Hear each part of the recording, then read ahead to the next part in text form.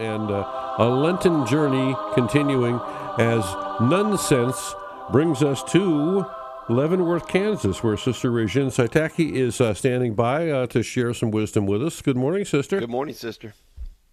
Good morning. How are you both, Ron and Dave? Doing great. How are you this morning? Good. We got our first 70-degree day yesterday. Ooh. It was fantastic. I got out for a bike ride. Oh my gosh. Perfect. My first bike ride of the year. Yeah. But it's also Lent. And so happy Lent. Yeah, Happy it is Lent. funny. Now, you don't hear that often. Yeah, it's funny to say that, but you really, I do feel a certain sense of joy when I'm doing Lent correctly. You know what I mean? Yes, exactly. Like, it is, it's a season where we really do some introspection, right? And while at first you don't maybe want to start doing that, but when you start doing it, it is a good thing. You learn a lot, is what I find. Yeah.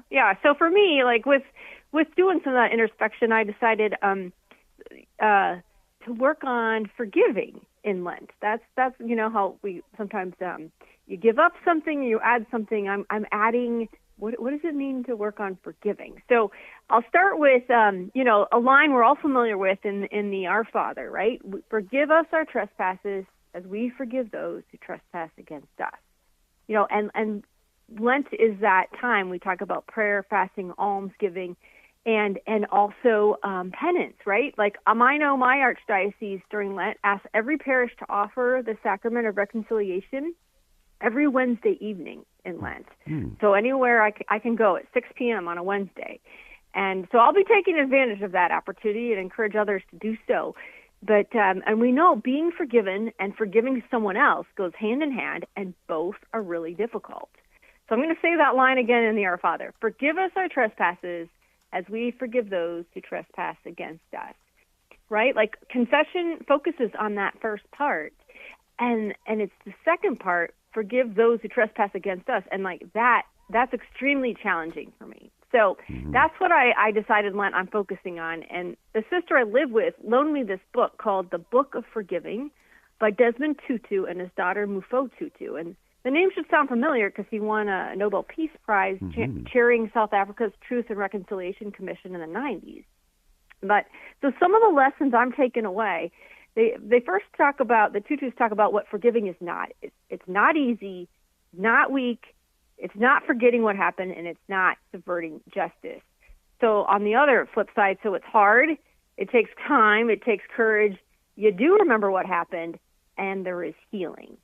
Okay, and then the other lesson I take is, and this one, is probably the hardest for me, is like letting go of expectations. So you can't expect the person to hurt you to have remorse. So instead, you really are forgiving others for yourself, because it frees you from the negative emotions that are often trapped inside you. So I thought I'd share a small story from my life to kind of illustrate that. Okay, so I'm praying with the chapter called Telling Your Story, and it happened to be the day after my birthday, and my birthday was this past weekend, just so you know. Oh, happy birthday. Happy birthday. Yeah, and birthdays are fun for me and important, and that kind of thing. So, but as I'm praying with it, this memory bubbled up about a past birthday 15 years ago or so. I'm not always great with time, but I was in formation, and I was also in this monthly prayer group. And it was after the February meeting, the prayer group decided to set the date for our next meeting, and it just happened to fall on my birthday. But I was already committed at the same time, same date, same time, for a formation gathering where I was doing a presentation to other sisters on saints. And somehow at that time I remember thinking, I think that's the end of the prayer group, because the prayer group was literally just down the hall in the Mother House from where I was presenting that workshop. So I told the prayer group, yeah, fine, Marte's fine. And I think back and think, oh yeah, those are the days when you think you can double book yourself for on the same time of your calendar, which never works. Of course, we know it doesn't work, right? It doesn't. So it didn't work out. I didn't make it to my prayer group.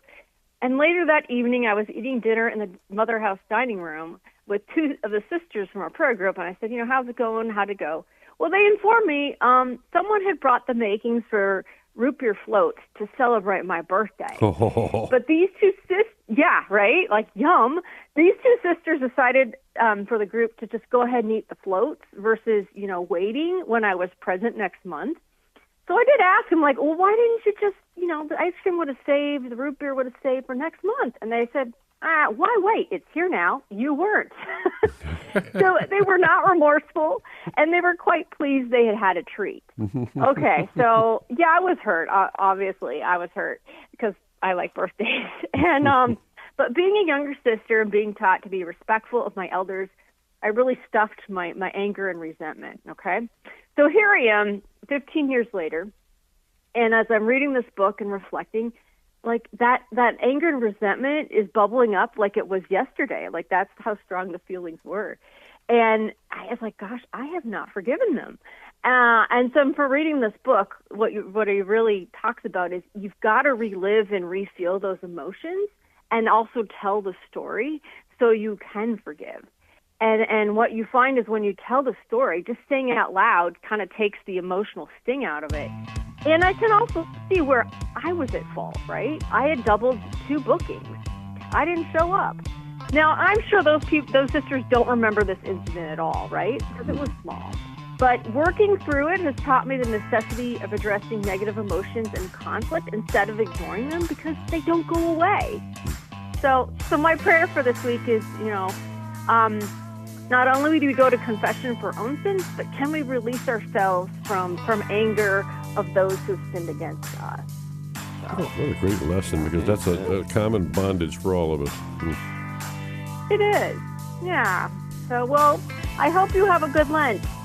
Yeah, whatever Lent you're to doing you. for Lent. I like that. Thank you so much, Sister Réjane. Okay, have a great week. Yeah, happy Lent. All right, happy Lent.